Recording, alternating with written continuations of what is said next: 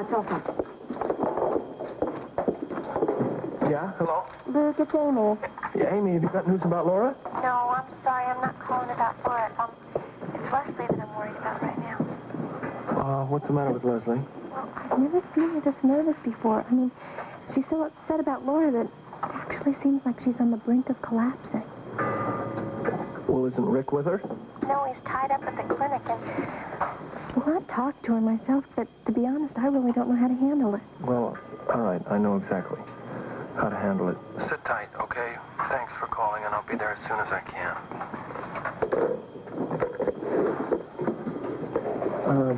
Look, Dale, something came up at the Webbers. Could you possibly just kind of hang around here and wait for me? Oh, sure. Stick around. I'll order a sandwich. I mean, how bad can it be? And then when you get back, we'll map out our New York strategy, okay? You're a great lady. Listen, while I'm gone, can you kind of take it easy on Rose? Rose? She's one of my favorite people. Good, good. Hey, Rose. Yeah. Listen, Rose, she loves you. I love you. Now give her a sandwich on my tab, will you? Look, you heard something. No, Lesley, I'm sorry. I just want to kind of visit with you. Oh. Well, we're having hot chocolate, or I could make you coffee or tea or something to eat, or you could sit down on the couch and make yourself comfortable. Okay, fine. And you could tell me how you're doing. Oh, I'm doing fine. Just great, swell, and terrific. I've got my fingers crossed and spirits high. Huh? I don't believe you. Yeah, well, I don't believe me either. Look, Lesley, it's a real difficult time for us. And I don't think that it proves anything by our pretending that it isn't difficult. Well, I just thought that if I could pretend hard enough for myself, that maybe I could convince myself that everything was all right, but it isn't working. Everything's not all right at all. I'm sorry.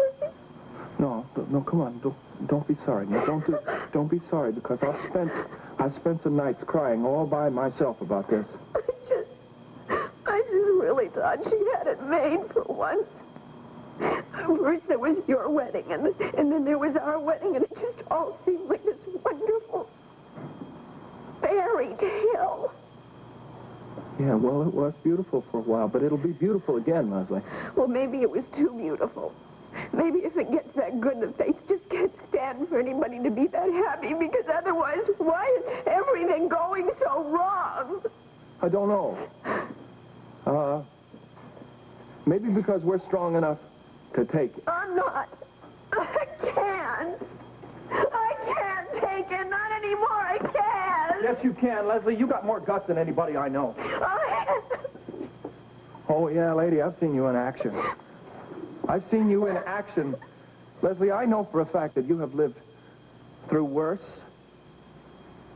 And you'll make it through this. How?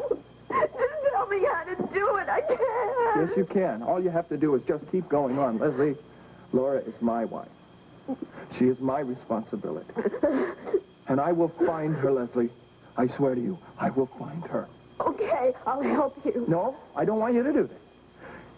You have responsibilities. You've got people leaning on you. You've got Rick and Amy and Mike and the waterfront clinic and the sports center, and you've got to keep yourself involved. What am I supposed to do, for crying out loud? Luke, go on with the whole rest of my life. Lesley, like stop nothing it. Stop it. I want you to be strong, because if you're strong, then I can be strong.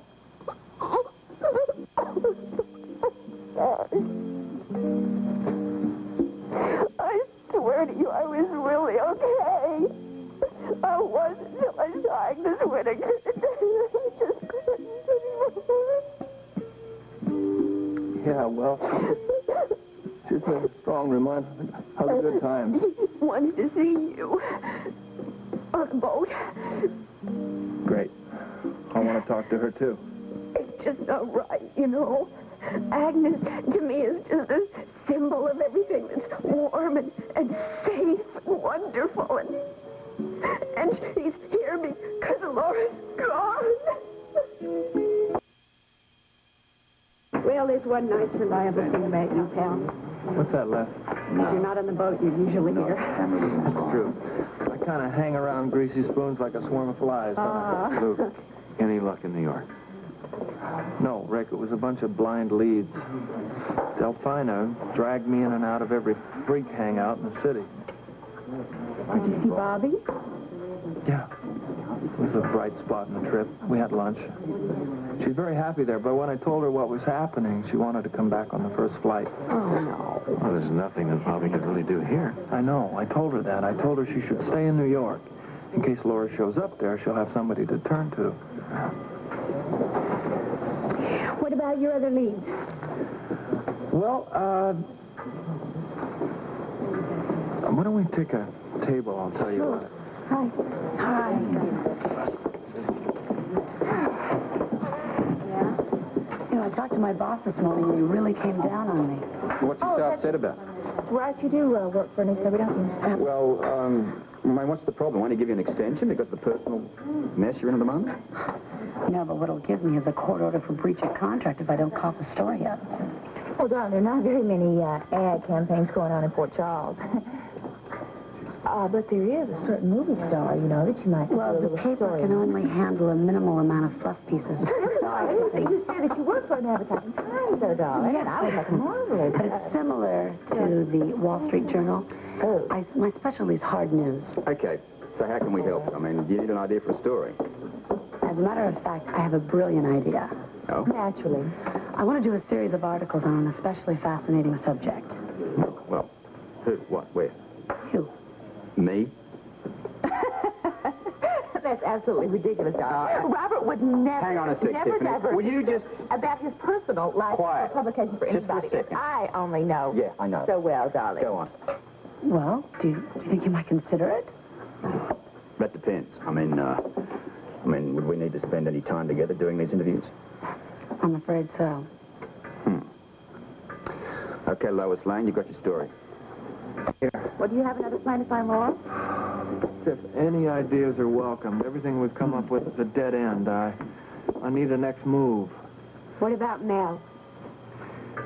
I will call his assistant in New York again, but I have a feeling it's not going to help us. What about the man that Laura claimed was following her?